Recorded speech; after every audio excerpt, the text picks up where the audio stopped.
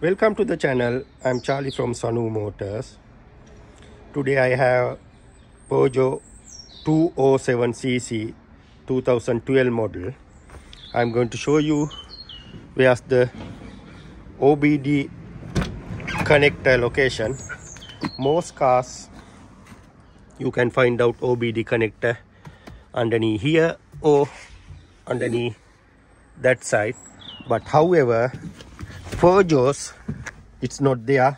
Some Vauxhall car you can find it in here or here, but however in this model you need to open cubby hole, then after that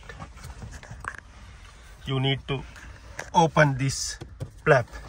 Just put your finger there, then there is a tiny latch, press and pull.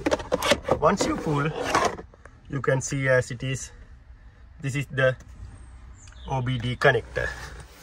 Thanks for watching. I am Charlie from Sanu Motors.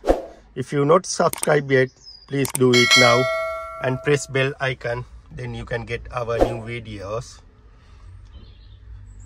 If you want to see how to troubleshoot ABS warning light on this car, please follow this link. Thanks for watching. See you with another video.